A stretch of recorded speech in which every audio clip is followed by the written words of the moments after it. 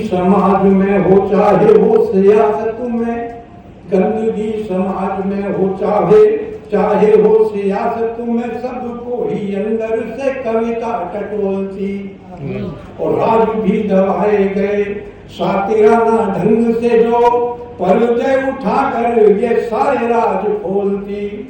धरती पे अंबर में पोर पोर छोर छोर, कलमों के रथ चढ़ी बेधड़क डोलती।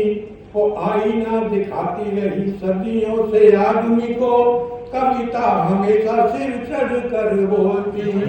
आईना दिखाती रही सदियों से आदमी को, कविता हमेशा सिर चढ़ कर बोलती। ये कविता दिवस के संबंध में, और चूंकि हम हिंदुस्तान के लोग हैं, बापू को पूजते हैं, एक घनाक्षरी निवेदन करना चाहता हूँ कि बापू तेरा चरखा कबाड़ खाने में पड़ा है, बापू तेरा चरखा कबाड़ खाने में पड़ा है।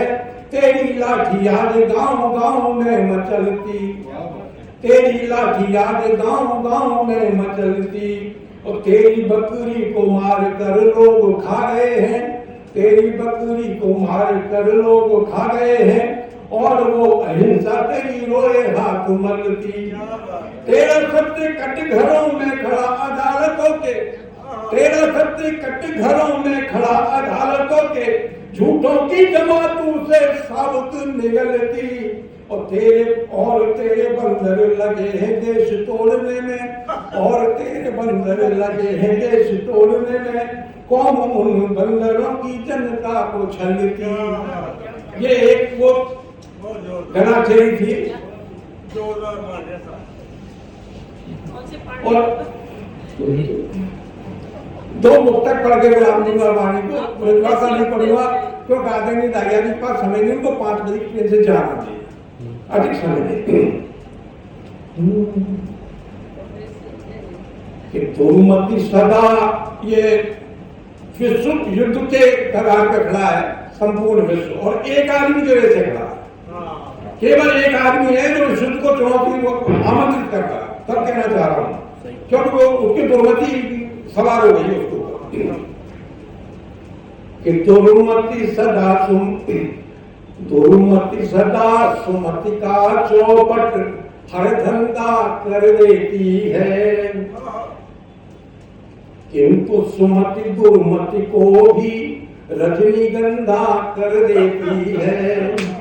आंखों से अगर नहीं दिखे तो अंधकार का दोष नहीं, कभी कभी अत्यधिक रोशनी भी अंधा कर देती है, कभी कभी अत्यधिक रोशनी भी अंधा कर देती है।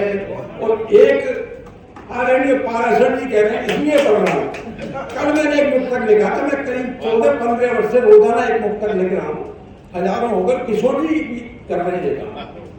कल जो मुक्तक लिखा था वो पढ़ रहा हूँ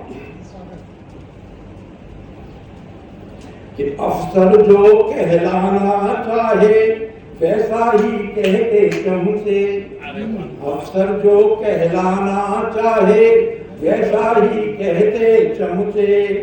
जिधर जिधर अफसर बहता है उधर उधर बहते चमचे। अपने अफसर की गाली को पुरस्कार जैसा समझे, घर से भी ज्यादा अफसर के जूतों में रहते चमचे, घर से भी ज्यादा अफसर के जूतों में रहते चमचे। वाणी को विराम देता हूँ।